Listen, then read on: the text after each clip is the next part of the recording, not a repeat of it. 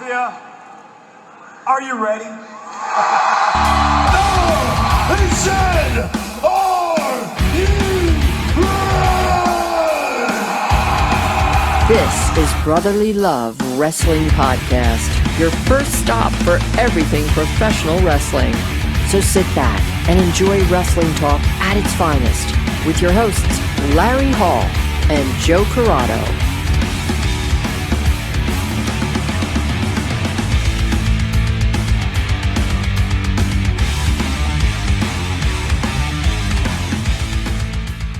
Welcome, everybody, to Brotherly Love Wrestling, and our guest today is Philly Mike Swanson. Mike, welcome to the show. What up, everybody? So, Mike, it's good to finally have you on, especially because, well, I mean, our names are basically interchangeable. I mean, Brotherly Love is nickname of Philly, and, of course, your name is Philly Mike. So, I honestly wanted to start off. I mean, this could be a very, very simple, very stupid question. I mean, is it Philly Mike just because you're from Philly and that's period? Like pretty straightforward and simple? Pretty straightforward. Yep. Okay. It's funny because I was very stuck on creating a wrestling name. I didn't know what the fuck I wanted to do. And then Philly Mike Swanson was just like a starter name, I guess. I was like, all right, I probably won't stick with this. It's what I'll use for now. Mm-hmm. And it fucking stuck. And people really like people say it's catchy. Like people say specifically the Philly Mike is catchy, and that I should drop the Swanson part. Honestly, I don't plan on dropping the Swanson, but I do promote the Philly Mike part of it more. And it's got like people an old school feel to it. Yeah, exactly. And people, and obviously the Swanson came from Swanson and Rittner down South Philly where the ECW arena is, because Philly Mike Rittner didn't have a rhythm to it, so went with Philly Swanson. Mike Ritt. Philly Mike Ritt. Get rid of the nerve. That's something. Mm-hmm. Right. I do like Swanson better though. It was weird to me because Swanson is such like a generic and like popular name with everything besides wrestling. Mm-hmm. There's no fucking Swansons in wrestling, and that was weird to me. So I was like, all right, that'll TV dinner. Exactly. People bring up the TV dinner. Joe Swanson, Ron Swanson. Fucking, there's so many. I was gonna say Dumb and Dumber. They're looking up the last name. That was my Samsonite. We should call you Philly Mike Samsonite. Exactly. Yeah, I get that all the time. Like it's well, great. Like all the comparisons, everything like is outside of wrestling. It's nothing. I think there was like one other Swanson in wrestling, like back in the fucking 60s or something. I tried to like look into it, and I can't really find it anymore. So I thought that was cool. Yeah, I mean, it's at least no one's taking it anytime soon, unless you blow up real big and everyone wants to be a Swanson. Yep, yeah. If I start seeing more Swansons, I'll know that I started that fucking trend. So did you start that name during backyarding? Yeah, I started doing the GTS wrestling show and I trained at the Chikara Wrestle Factory in Northeast Philly. And I started doing that at the same exact time. So it was, like I said, it was just like a beginner name just to have on the show while I'm learning and training and progressing. But it stuck. So you were training, you were doing GTS, which it's strictly like a YouTube backyard promotion, correct? Yep, pretty much. You were training at Chikara, which is world renowned for like some of the best technical and lucha styles. No, how was that? Exactly. It was see, there were certain things that like I would learn at GTS first, and then certain things I'd learn at Chikara first. So like we'd be like learning basic bumps and flip bumps and shit like that at Chikara. And I remember at the time one of my trainers, Ophidian, said he's like, "You wrestled before?" And he's just like looking at me, and I'm like, no. For some reason, I wanted to hide the fact that like I was doing GTS while training at Chikara, not like like obviously like they're not gonna fucking see or find out it has fucking thousands and thousands of viewers, You fucking really have over sound million, logic behind that one. million subscribers. So like they knew, they were on to me. But like so I don't know why I hit it, but fucking You'd be a I terrible did- criminal. I did so I was doing GTS, and my first couple months on GTS I fucking sucked because I didn't know anything. I was still I jumped right the fuck into it. So I actually, because of training, it for a couple months, I want to say it was like 6 months, I was away from GTS completely and just doing the training at Chikara, and basically got all the basic training I felt I needed at the time. And I did like their tier system program. I wasn't a full-time student, but I did like about 6 months of training there. And then I went back to GTS, and I was a whole nother fucking, like, that's when Philly Mike really like became a thing. Before, I didn't know what Philly Mike was. I was just like, I carried around a fake barbed wire bat and acted like I was some fucking badass South Philly guy. I didn't know what it was.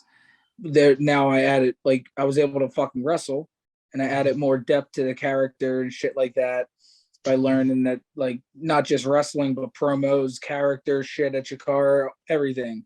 So that's when, and Grim from GTS always says that when I came back, it was like night and day. I was a completely different fucking guy and shit like that. So, and then basically from GTS, I just progressed there, started doing seminars, training other little schools here and there, and just learning all around, basically. I didn't want to stay put in one place, you know? Now, why is that? Because I feel like everybody needs to learn all different ways and styles of wrestling. And, like, it's not a knock on the Chikara kids, like the full-time students, but I always say that it always feels like they all wrestle the same because they were all trained exactly the same, and that's all they know. And it's a good thing because they were trained in Chikara. They're fucking phenomenal wrestlers. They can kill and have a match with anybody. But the similarities between a lot of them are there. And I wanted to be able to get my way of my journey. I guess I always had in mind was I wanted to get basic training. I wanted to learn everything you needed to do to have a basic wrestling match, and then start having matches, because having matches and being in front of live crowds and fucking up and doing shit is the best way you're going to learn how to be a wrestler and how to progress. Honestly, like, training is rhythm, and it's like you're learning how to do it, and like cardio and all this shit.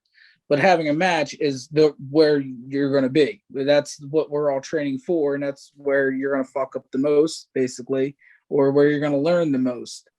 And so basically, yeah, I was doing seminars with all different people around here, but yeah, I didn't want to stay put in one place because I feel like you need to learn everything, and the only way you can do that is fucking throw yourself out there to it. So you said about, I'm sorry, Joe, go ahead. No, go ahead, Larry.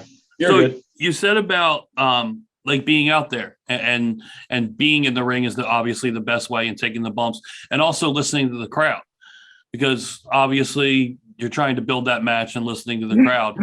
Where did you make the transition as coming up as to where you felt the most beneficial from the live audiences? Like, where were you getting that to where you had at least consistently good size audience to where you can feed off of and see and judge where you're at? Well, me doing GTS really helped out with that. Obviously, it kind of got me that quick following. Mm-hmm. And like, I'm very thankful for Grimm's Toy Show and all that, because I would be nowhere in wrestling without it right now. Like, it takes, like, it sounds stupid, but we're living in an age where, like, the amount of followers is, like, very important in wrestling. And I have way more followers than a lot of wrestlers that have been at it for fucking years and all this shit, and people you wouldn't expect, just because of GTS and just because of how big the fan base is with a lot of WWE watchers and stuff like that. And it's just the fan base for GTS is fucking huge. It's worldwide. One of the things that blew my mind was me finding out I have fans in like all different countries, Pakistan, United Kingdom, fucking Ireland, all over the fucking world, and it blows my mind. Like it's like that people even know who the fuck I am over there. So that helped out very early. And then the live shows that I started doing was mainly in Jersey, where GTS is based out of, and I was doing a lot of shows with other GTS guys. And so right away, like the crowd knew who I was from the show, kind of. So in a way, like I don't want to call it like a cheat code, like cheating on the live shows, but it was a way of doing live shows, and they already knew who the fuck I was because I was establishing myself weekly on the show. And there's guys that have come to GTS because they want that exposure and they need that. Like they need that exposure to get more followers and stuff like that. And that's awesome to me that that platform is looked at in that way. Like it's looked at as a backyard show, but it's also looked at as they have over 1 million subscribers, and holy shit, this could actually benefit my career a little bit. So, because I've had promoters tell me I should stop doing GTS and I wouldn't be taken serious. And at the same time, I've had wrestlers that have been at it way longer than me asking, "Hey man, can I get on GTS? Like, how do I get there?" and shit like that. So it's, you could look at it either way. I went through a phase where I was like, "Oh, do I want to be like known for this?" But at the same time, I'm more thankful than anything for it because it got me where the hell I am, and it gets me out there, and it gets my name easily searched when you look me up. And that's a lot of things that wrestlers strive for a long time, and I was able to get that very early on. So I'm thankful for that. So who are the promotions that will use people from GTS? Like what are the promotions that you feel most comfortable going to? The first couple of promotions I started working for was this place, SWF. I don't really work with them anymore. They still feature a lot of GTS guys. There's a Standalone Wrestling, Pro Wrestling After Dark. A lot of the local Jersey promotions, which there's so many of them, use GTS guys, and UWC is another one. But and then like guys, a lot of guys from GTS have branched out and they're doing shows in PA and all over the Northeast area and shit. And some guys are even going out to the Midwest. So it's cool that like there's a good crop of GTS wrestlers that are fine with just doing the show, and they're just backyard wrestlers, and that's all they want. They just want to have fun matches. But then there's a couple of us that want this. We want to be professional wrestlers. We want to make it on TV. So we're going out there. We're using both platforms. We're using the indie wrestling live show route and the GTS wrestling route at the same time, and it helps. It helps. I mean, big time. So where are you looking to get to next? Like what's like one of the, like how long have you been doing this for? November was 4 years that I started training, I should say. 4 years I started training. So I'm like getting at like 4.5, like within wrestling completely. What you call it? I'm trying to get. Hold on 1 second. Hold on. Is what you call it a Philly thing? It has to be. It has to be. It has to be, because I've heard that before too. As soon as you said it, both of us immediately popped. As soon as you said it, because it's something that we don't get to hear a lot, and it's something that. Yeah, you do it all the time, but like it's just something that's ingrained in us, and I agree. I think it definitely is a Philly thing. I say it all the time, all the time. It's so weird that you live around it for so long, and we've talked to so many wrestlers, and like I hear like the what you call it, like there's no one else that fucking does that. I know it's so fucking weird.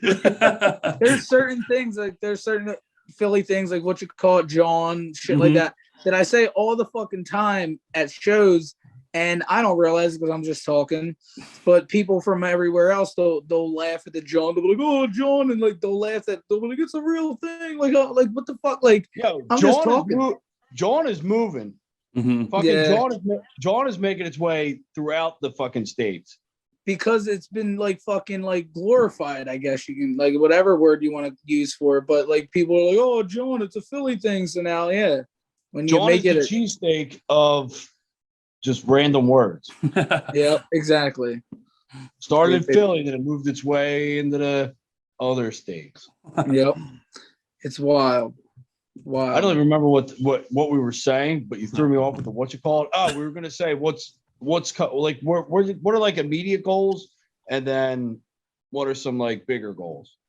Right now I'm trying to get to the Midwest. I want to start wrestling out, not in my area. I want to branch out more, and because I'm fortunate. I'm living in an area between the PA and Jersey where there's always shows running. It's easy to get booked, I guess you want to say. Out there, it's more challenging, especially out West Coast. Way harder to get booked because there's not as much out there. But I want to start getting my name out throughout the entire country, shit like that. Obviously, one of the big goals, I'd like to get on Dark. I'd like to try to get on AEW.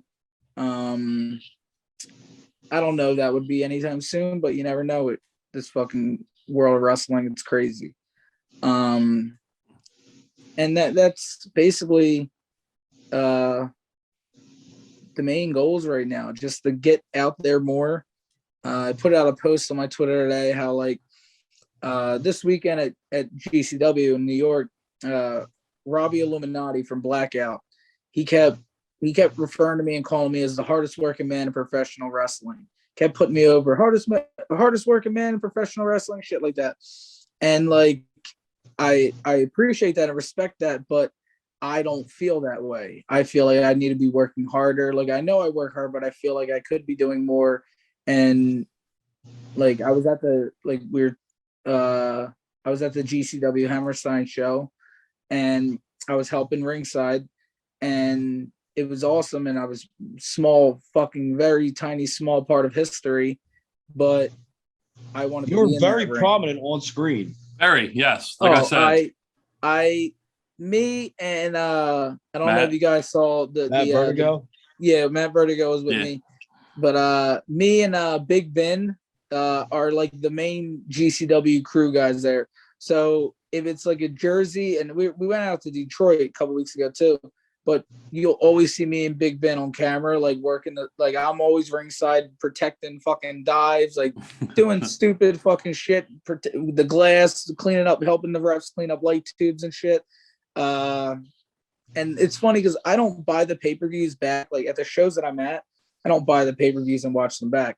So people always tell me or send me stuff. They're like, "Oh, I saw you there here." Like I have no fucking idea when I'm on camera and how prominent I am on camera until people tell me. So it's like that's what's funny to me. And but yeah, I want to be in that ring. I wanted to be in that ring, and so basically just it sounds fucking generic, whatever, stereotypical, but my goal this year is just work harder. I'm working hard. I know I can work harder. Well, I think, and the ultimate goal there is that entrance by Nick Gage at the end of the night, which you were right in the middle of, holding people back. Mm-hmm. That camera shot from the entrance out to the rest of Hammerstein was absolutely insane.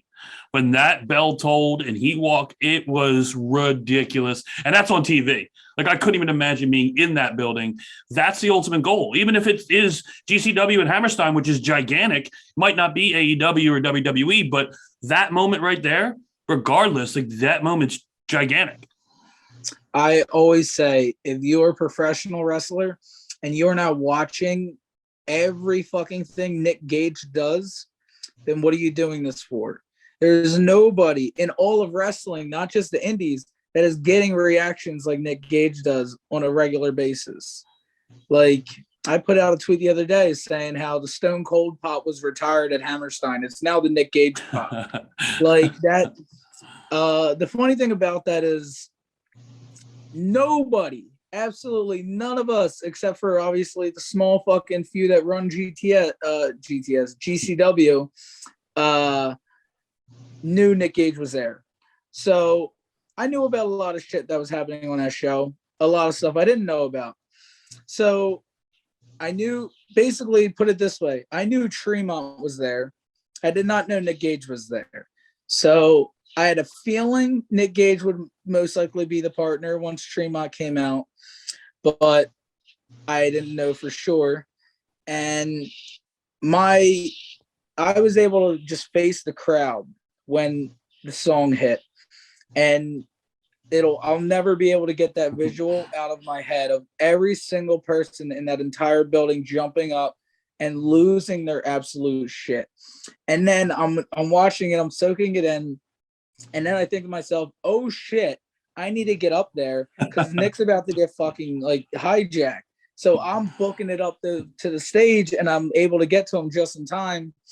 And it was unreal. Like, I've been through so many Nick Gage entrances. I've walked into the ring so many damn times I can't even like count anymore. And the reaction is always insane. But yeah, nothing compares to that. Like, every time, all day yesterday, I kept getting chills and like just sitting there in disbelief that Sunday night really happened. There's so much that I just keep like. Another thing that blew my mind was X-Pac coming out. I knew everybody that I knew about everybody coming out in that match. I knew about Hornswoggle, Marco, Brian Myers, Virgil. I didn't fucking know X-Pac was coming out. So me and Matt Vertigo were standing there getting pelted with fucking trash, getting soaked. We're fucking getting drenched by all the trash being thrown in the ring. Fucking all of a Cardona. sudden I hear fucking Run DMC hit and fucking the Run DMC Nick DX song plays. And here comes fucking X-Pac, and he gets in the ring and he kills it. Dude, my mind was being blown. Dude, he threw the spin heel kick. I thought it was better than he did back in the day. That's what I'm saying. Holy shit. Like, I couldn't fucking believe it. All right. Not to press off topic, but he's showing up in the Rumble. He's definitely fucking. I agree. I was talking to KG. He's wrestling ready. He's in shape. I was talking to KG about that. That appearance Sunday night was basically a bidding as to who's going to pick up X-Pac first, AEW or WWE. And I think he'll be in the Rumble. Mm-hmm. I think so too. He's going to be one of those. He's going to be one of them pops. Like, it's I'll be inevitable. straight up. I heard a couple weeks ago, like, oh, X-Pac's planning a return and shit. And I kind of chuckled it off. I was like, okay, like, yeah, I'll believe it when I see it. I saw a fucking front and center. And holy shit, X-Pac fucking killing it. Like, I'm a little upset he didn't get to do the Bronco Buster, but I mean, yeah, beggars can't be choosers. Exactly. Dude, it's incredible. Because when you think of X-Pac, you think like when he was down and almost out, like that's what I mean. Yeah. People forget that he's actually like worked his ass off to get like clean and fucking cool again and get his shit together. I was around him all weekend and he was awesome, and he was in good spirits. He was loving every moment of it. It was awesome. I don't know. I could somehow see AEW picking him up too. Oh yeah, I think the thing is, like, if he does a Rumble appearance, it'll be a Rumble appearance. It's not like he'll sign or he'll be anything. Yeah. So he'll go to fucking AEW and have some fun too. Mm-hmm. Well, Mike, fucking Billy Gunn. What do you prefer to watch? Like, you still watch AEW? Yeah. I AEW. I don't watch Rampage. I don't watch every Rampage just because it's Friday nights and sometimes I'm busy and out doing shit. But I make sure every week to catch Dynamite. It's one show I want to sit down and actually watch live, and I get excited for it. It's 2 hours of wrestling that doesn't feel like 2 hours of wrestling, and I say like that. That's what's that's how it needs to be. I can't remember the last time I watched a Raw or SmackDown. It's been I'm getting to be that way too. It's been years, and the only time I do catch it is if I'm over a friend's house and they're watching it or something. And NXT, I will tune into very, very often, depending on like if I see a match that I'm interested in. But like I watched War Games. That was the last thing I watched all the way through with NXT, and I loved it. I thought the War Games show was awesome, but I haven't been keeping up with it weekly. Yeah, it's tough when they don't give you a reason to. Exactly, and that's the thing. That's the biggest thing about AEW. They'll give you so many reasons in one episode to tune into their next couple shows. Yes. They always set up 1 or 2 matches for Rampage during Dynamite. They always set up shit for Dynamite, whether it's next week or 2 weeks. Like, they're always building. They like, I don't know how anybody could say AEW doesn't know how to story tell or like anything like along those lines. They're constantly building to the next thing, and that's what you need to do with a wrestling show. Now, when you watch, do you disconnect yourself and you're able to watch as a fan? Yeah, 100%. Most of the time, yes. Like there will always be little moments and little fucking things that I notice that like all of us workers will notice, like, oh, like that was a mess up, or did something happen, or like something like that. But I feel like a little kid every week when I'm watching AEW. I love every moment of it. And I think it's cool because I see more of my friends that I personally know on shows like AEW than I would WWE. So that's cool too. If like somebody I know unexpectedly pops up, I'm like, what the fuck? So like, I love that shit. So what makes like, cause I get some of those feelings too. Like what's the feelings that make you feel like when you were a kid? It's hard to explain. Just like some of the shit they did, like how well executed some of the stuff is. Like there's a lot of stuff AEW does that could flop, and like it doesn't feel right. But I'm like, they're, I guess, giving the fans what they want without giving them too much kind of shit. Like they're WWE, when they do that whole give the fans what they want, they don't know what to do afterwards. It's like, oh yeah, here's something, and then now what do we do with it? AEW is like, here's fucking Punk and Danielson. Now let's mess with it a little bit and shit like that. Nobody would have expected Danielson to turn heel as quickly as he did in AEW. And it's fucking brilliant because they realized they had Punk and Danielson. We need to turn one of them. And who's it going to play it off better? Right now, let's do Danielson. Fucking, I thought it was going to be Punk. I was calling a Punk. They're waiting for something really, really, really big for Punk. Yeah, exactly. It's going to be like a big blow up, and he's going to be the biggest heel in wrestling again. Exactly. He doesn't want to take any thunder away from MJF. Yep. And that's the thing. I thought the whole Punk coming out every week and being like, oh, I love being here. I love being here. I love being here was going to the heel turn. But now that he's fucking with MJF, I don't know when they're going to turn him. Because they can do this MJF feud for a while, honestly. If they work this right, they can do this MJF feud for months. And I think, yeah, everything with Danielson is just fucking excellent. It's fucking awesome. I love the story they're doing right now with basically fighting over Adam Cole. I think it's fucking great. And it's gonna lead to fucking Cole and Red Dragon being the biggest baby faces ever. Like they're gonna make when Kenny comes back, it's gonna be fucking insane the type of matches those 6 can have. You think it's gonna push Red Dragon and Adam Cole into the face position? I think so, yep. I could see it going the other way. And I think that's what fans would expect. But I don't know. Well, I mean, we'll see. But I think Adam Cole is so red hot that they would push him as one of the top babies. He gets the pop no matter what. He gets it no matter what. Face or heel, he gets the reaction from as soon as he comes out. Yep.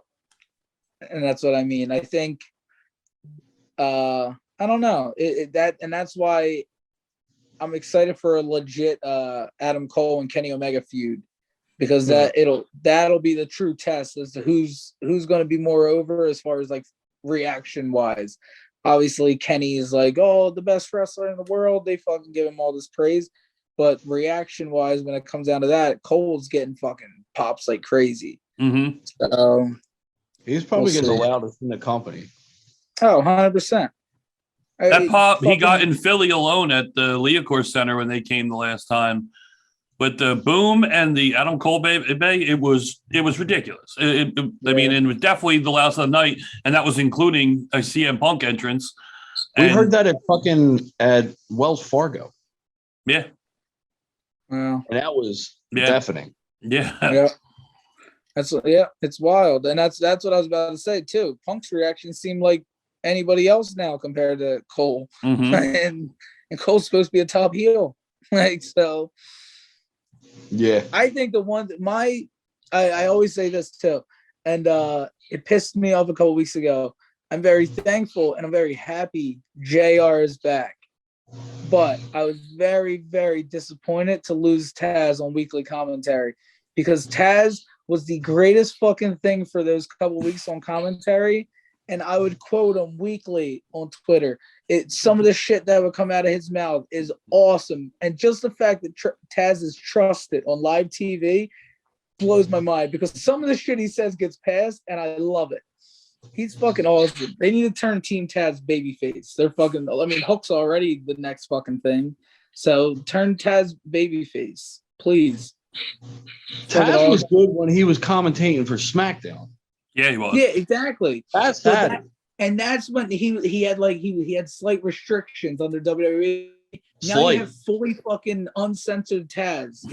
I love when Botchmania used to do like the weekly Taz segment and shit like that, and just some of the shit that would blurt out, and he'd just be like, "Oh, cut that in editing," and they'd leave it in, like, like they'd leave it in because it's Taz. But it's great. So, is there, like you said, you wanted to go on Dark? Is there a opponent that you might want to see on Dark from that AEW roster that you'd be like, all right, this is someone who I obviously want to wrestle, but then can help you kind of feature a little bit, show a little bit of what your best is on an AEW Dark? Is there that guy out there that you think you would love to showcase that with? I mean, obviously there's so many goddamn names there that I'd want to wrestle, but one person I always get compared to anywhere I go is Joey Janela.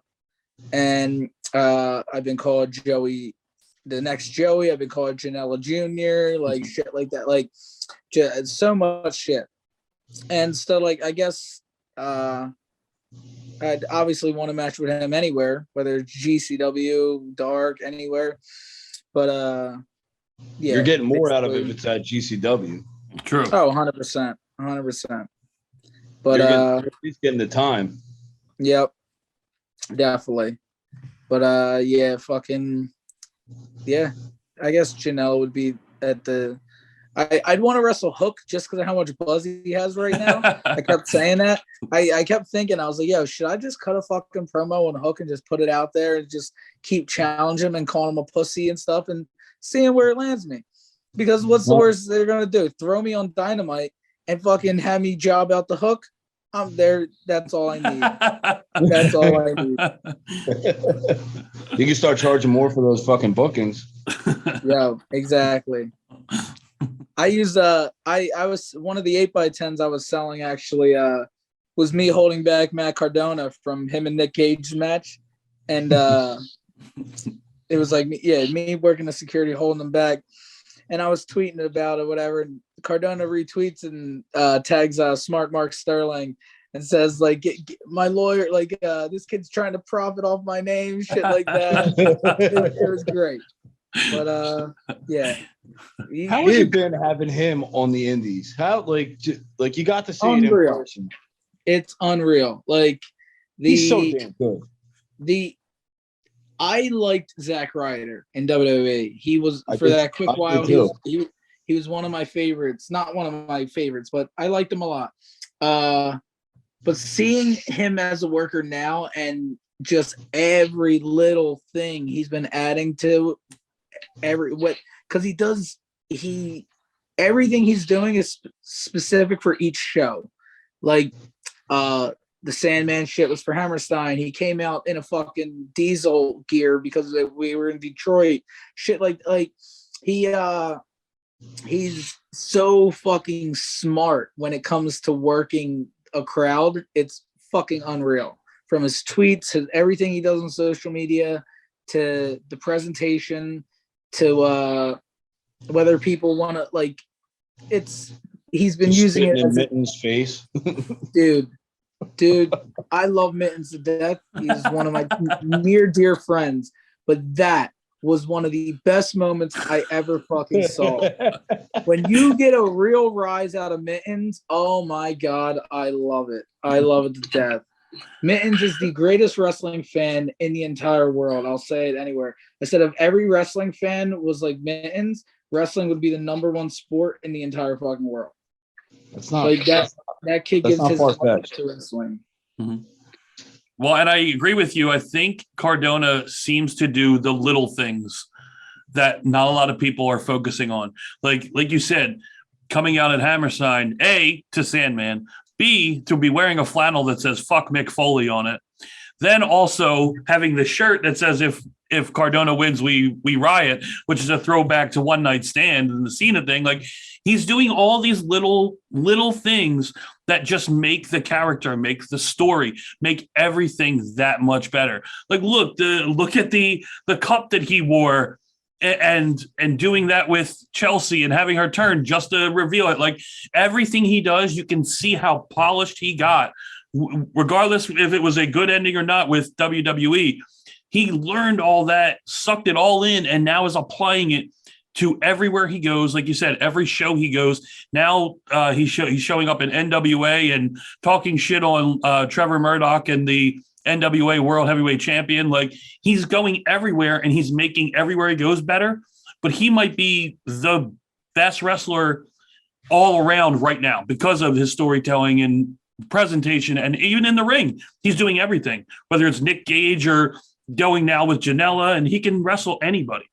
Yep, I agree with everything you just said. Straight up, he the reason I think he's doing so good too is that a lot of wrestlers when they become wrestlers, they're wrestlers. They like to hide this whole thing that they're not a fan anymore and they're a worker, they're a wrestler. Cardona is a straight up wrestling fan who is a worker, and that's showing by every little thing he's doing, every little touch. He knows what will get a rise out of these fans because that's what he would have bought into as a kid. Shit, like he's paying attention to fucking everything. And like even beyond GCW, there's this promotion I wrestle for out in Quakertown, PA, Triple WA. And a few months back, one of the guys there, Merrick Miami, he was the champion, but his favorite wrestler was Zack Ryder. He was Broski of the Week a few years back, and he's a diehard Zack Ryder fan. So he shot his shot and he called out Matt Cardona. He said, fucking come here, like wrestle me, shit like that. I'll beat you, all this shit. So Cardona fucking came there. They booked Cardona. He came there, he wrestled. They had a big fucking draw for the show. And they wrestled the main event. And I was on the show. I made sure to go out in the crowd and watch it. And Cardona wrestled it like it was a main event fucking match anywhere, like it was a GCW match. He worked his ass off. He didn't half-ass because it was some Quakertown random PA show, you know. And this was a week or two after a GCW show he just worked. So he didn't half-ass anything. And then he ended up putting Merrick over. They did like a screw job finish. He like rolled him up, grabbed the tights, and he put him over. So it shows that like he's here for the fucking business. He's not one of these names that, I'm not gonna lose. I'm not gonna do this. I'm not gonna bump for you, kid. Like he's wrestling. Every match I've seen him have in this last year has been awesome. Has been a fucking main event worthy match. So he's working his goddamn ass off. Isn't he wrestling at RSP soon? I believe so. they've been going back and forth. When the hell? Oh, is that going to be Beyond? That might be. Is that the Beyond show?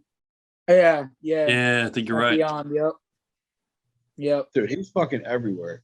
Yeah. Good for RSP too, because RSP put in that work and had during the pandemic, his heel work was some of the best heel work that Straight up I've ever seen. Mm-hmm. Not just the indies, but he drew so much heat from wherever he was. I mean, it helps being the counterpart to Nick Gage, who's probably the most over independent wrestler, at least. Probably I'll go the most over independent wrestler. Yeah, definitely. To be paired up with him, but his work was fantastic. Unreal. I loved when he would have death matches and he would break the weapons. Like if there was a door spot set up, he would run and stomp it before anybody could slam him through it. That shit was fucking brilliant to me. That was awesome. That's how you tell a story in a death match. Yep. He was having a death match with Alex Colon, and Alex Colon is about to throw him in a fucking through like a barbed wire door or something. But before he puts him in a chokehold, and fucking immediately RSP taps out and rolls out of the ring because he didn't want to go through the barbed wire door.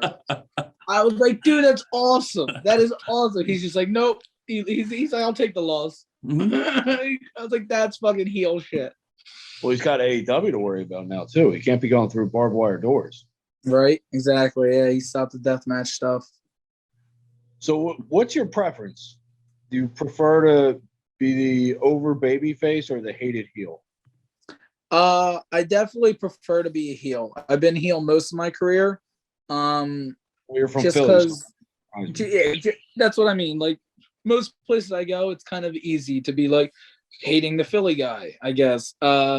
So, but over this last year, I really made like kind of a natural turn, and it was never planned or nothing. Like everybody just started liking me. I started becoming that cool heel instead of that hated heel.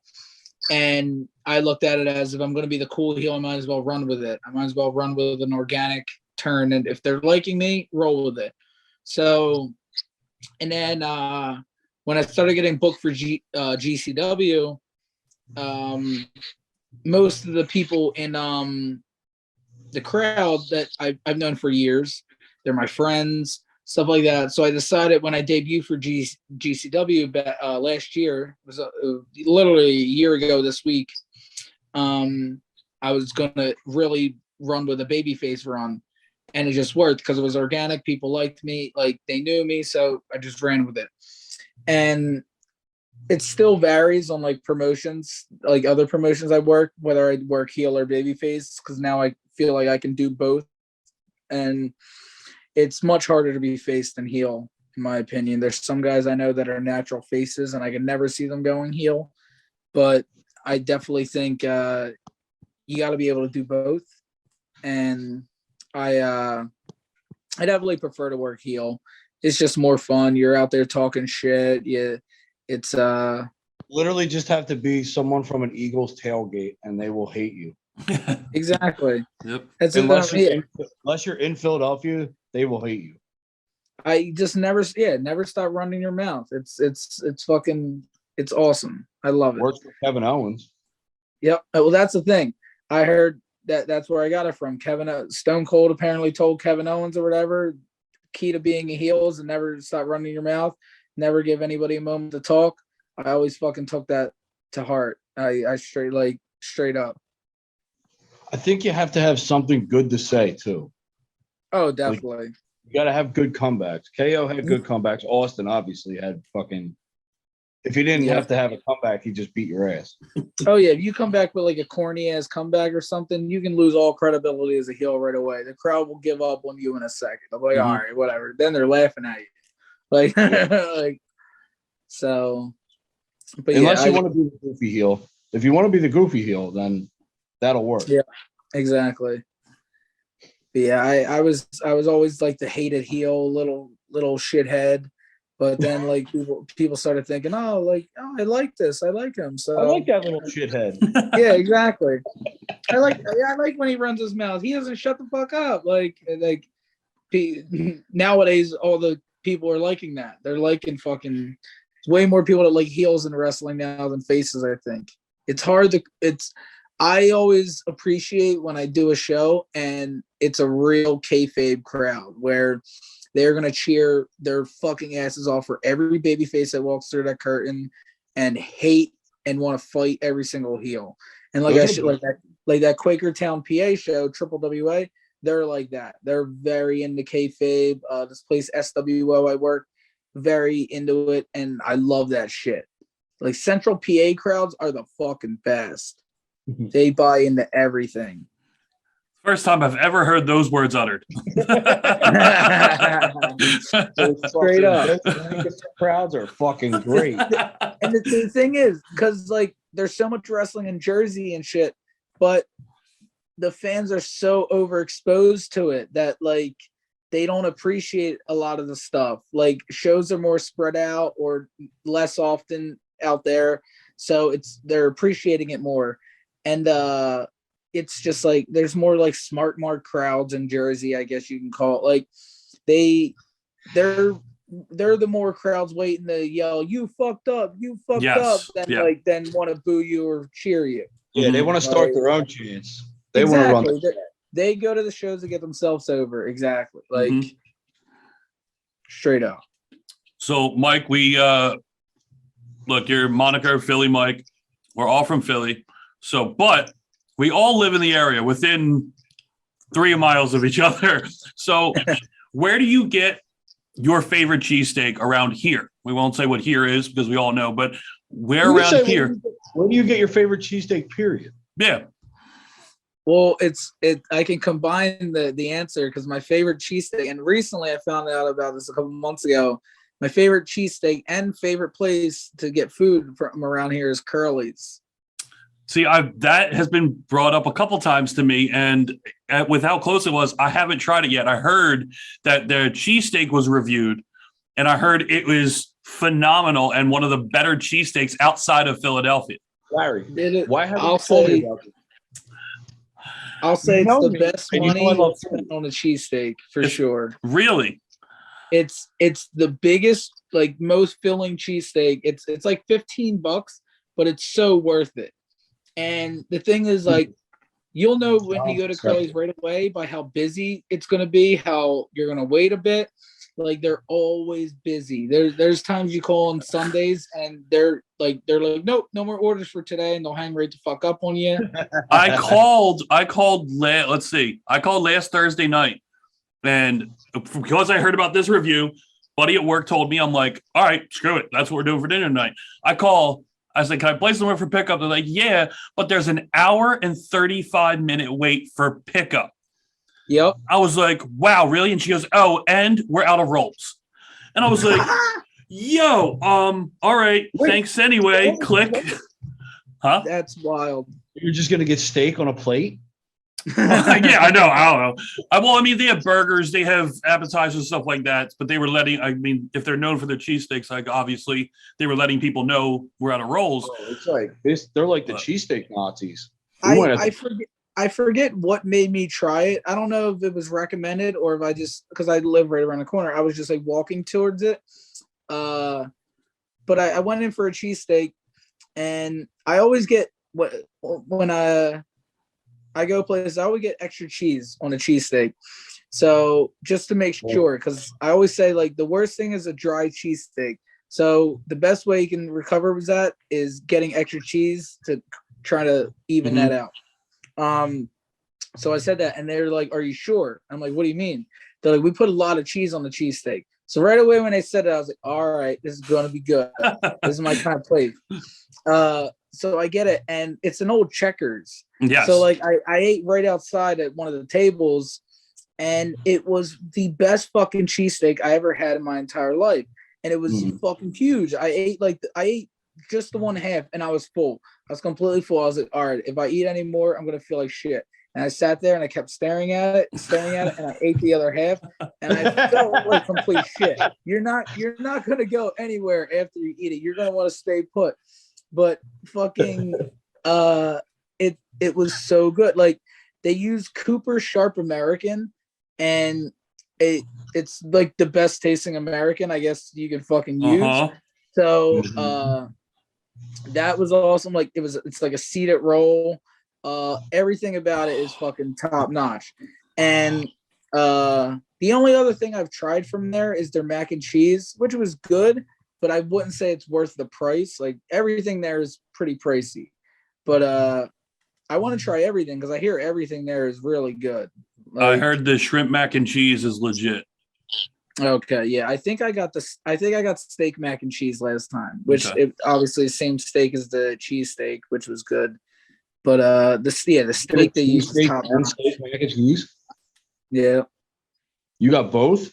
No, not that same time. I got them separate times because I always go there and I'm like, all right, I'm gonna try something new, and I cave in and I get the fucking cheesesteak because it's so goddamn good.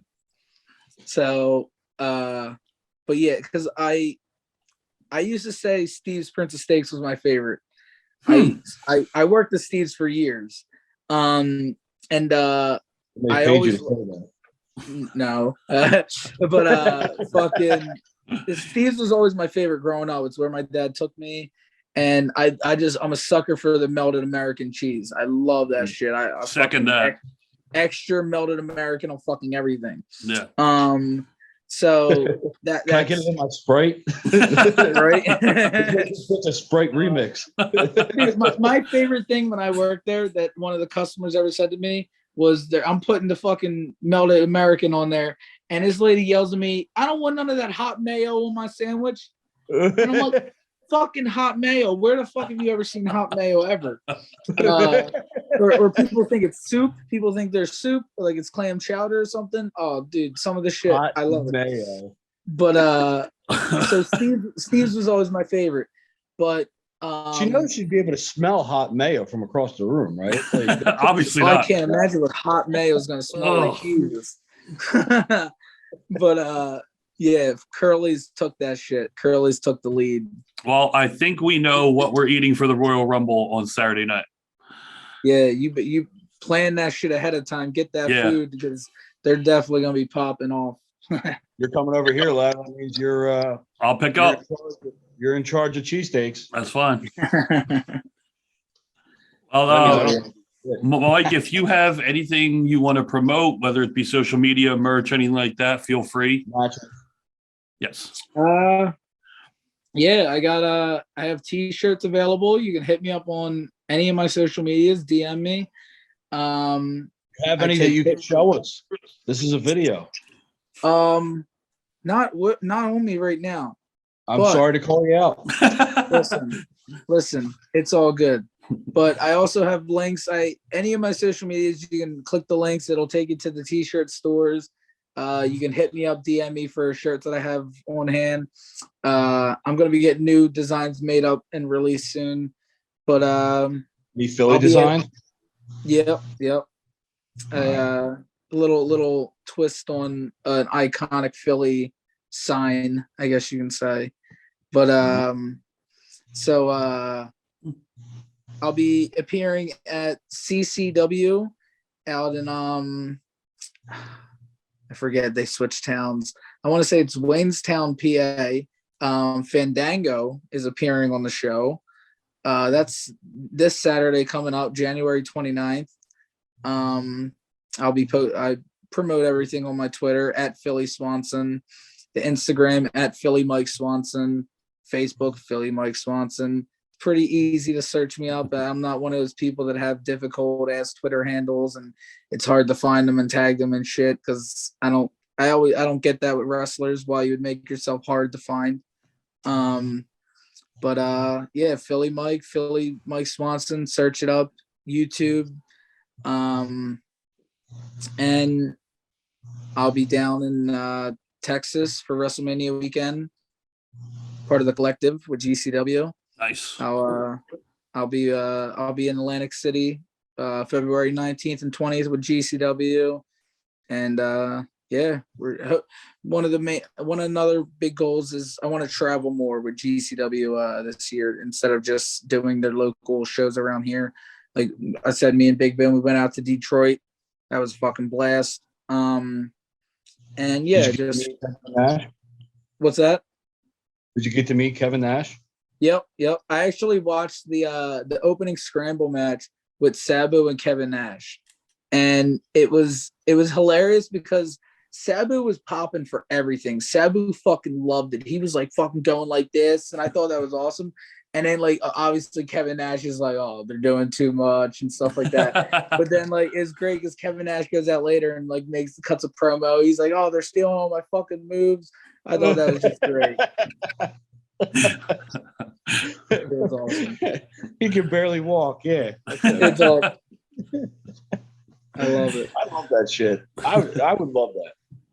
Sit there and watch Sabu and Kevin Nash. The Dude, two polar some of the experiences I've had getting to work with GCW and just people I've met is unreal. Like I've got to hang out and watch shows with Ricky Morton, and like just not even just like the actual shows, like before and after, like getting to hang out with these people. Too Cold Scorpio, just it's insane to me that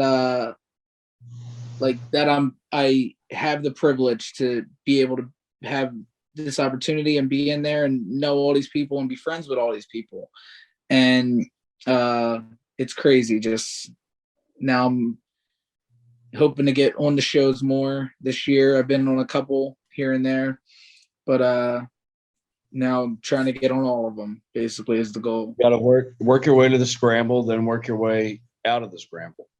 Yep, exactly. I was in one scramble so far. I need to keep doing a couple of them until I can make my way out of them. You got to have a couple dope spots in the scramble. That'll get you like exactly like maybe one or first or second match or second or third match, and then you got to work your way up the card. Exactly. You're in GM mode for GCW. Yeah, straight up. It's so funny. I used to joke about that actually and say some shit like that. I was like, dude, I feel like I'm in my career. Dude, you are. Yep.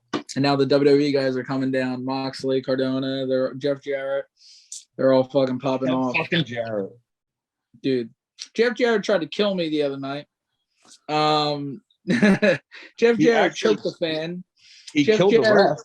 Dude, yeah. Jeff Jarrett was popping off. Yep. That honestly, I was saying out of that whole show, that was probably my favorite match. And I don't think a lot of people will say that. But Jeff Jarrett and Effie just had a throwdown. They went in there and they fucked each other up. That like straight up. My favorite, I love all kinds of wrestling. My favorite kind of matches are the ones that look like a shoot. And if two wrestlers look like they're shooting on each other, that's my favorite kind of wrestling, because that's the type of wrestling that will draw a non-fan in and be like, wait, is that real? Is he really pissed off? And that's why I love Dickinson, Homicide, Eddie Kingston, Suzuki, Nick Gage. Nick Gage is the nicest fucking human being in the world, but when he wrestles, he looks like he's trying to fucking kill you. And Alex Colon, like these guys, none of their shit looks gimmicky or anything. All of their shit looks like a shoot from the second they hit that ring. Alex Colon's thing is sliding in the ring and hitting you with a fucking bundle of tubes. There's no better way of starting shit off hot than that. I love a match that starts off hot, and I love it to look like a brawl and a shoot. And that's why I appreciate like comedy wrestling, technical, all different kinds of wrestling so much more, because that's my style. I describe like a brawler, and if I can make my wrestling look real, then I'm happy, basically. And that's what I felt about Effie and Jeff Jarrett. They went in there and it was a slugfest. Old school wrestling match. Like their headlocks were fucking tight. They were fucking each other up. I love it. Cardona and Jamil was like the gimmicky run-in clusterfuck match. That was a spoof of ECW and WWE. Exactly. And it was fucking amazing. But it was the complete opposite of an Effie and Jarrett match. And that's what I loved. Allie and Ruby had a really good match too. That was just a traditional wrestling match. And I love that the first half of the show kind of felt like chaotic GCW shit. And then it was like we threw down with some wrestling matches and shit. Like I like that. We needed one more hour Mhm. to get Dude, you're telling me. There was. at I was least sitting one. here. I had already planned it was going to be till 12:30. Then I forgot to pay. I forgot that he had it on pay-per-view too. And I know pay-per-view's got some weird rules about it. You got to be over by a certain time. Not only pay-per-view, but it's New York Athletic Commission rules. Wrestling shows have to be over at 11 p.m. curfew. So it was like double restraints. There was no way around it. And it was super time zone matches have never been more enforced than they were Sunday night. And that's why basically we got a short main event. And I was sitting there the whole main event, like I kept pulling my phone out of my pocket, like checking, like, holy fuck, we're getting down to time. We're getting down to time. It was just, it sucks. It sucks that we got rushed because GCW shows are used to going fucking however long they want, doing what they want. But you got to be appreciative of being Hammerstein and literally put on the biggest fucking indie show ever. I'm sure. Sure, you guys lived it up in New York afterwards, anyway. Yeah, it was funny because like there was an after party that at like some go-go bar in New York, but like nobody was really about it. They like, it was like usually people are like, fuck yeah, let's go. But it was everybody after Hammerstein was smart and like, that's a lot of money that's going to be spent. And no. So like it showed how like, I guess like genuine, just like happy and like relaxed and relieved, I guess is the word to say, relieved everybody was after Hammerstein was over. Everybody just wanted to go get food and have a couple beers and smoke and hang out. And nobody was like, let's get fucking wild. Like, yeah, like Hammerstein was the wild that night. Like, it was more being content. Yeah, it was all, yeah, it was a cool, different feeling after a GCW show. Usually the party doesn't stop in AC. We're up all goddamn night. We never sleep. Everybody was like, I'm going to get some drinks, smoke. Yeah, I'm going to get some sleep tonight. Like, it was awesome. A couple people did go to that fucking after party, but I wasn't fucking there. That's for sure. But a lot of people weren't there. A lot of us went to a diner. It was hilarious to me. So, Mike, we want to thank you. Diner. Yeah. Yep. So we want to thank you so much for coming on the show. It was great talking to you. Good seeing you. And we'll be seeing you around. Almost guarantee it compared with how close we are in proximity. Yeah. And or wait, what is it called? Curly's. Curly's. Yes. Not Curly's, yep. Yeah. So Curly's Creations is their full name, I believe. Yeah, it has comfort food. They described as like the ultimate comfort food or something like that. So yep. You don't want to move. You should probably stay still for a while. Exactly. Yeah, that's what I'm saying. Yeah. So Mike, thanks again. It was great talking to you, and we will be seeing you soon. Oh yeah, thank you guys. It was awesome talking to you guys.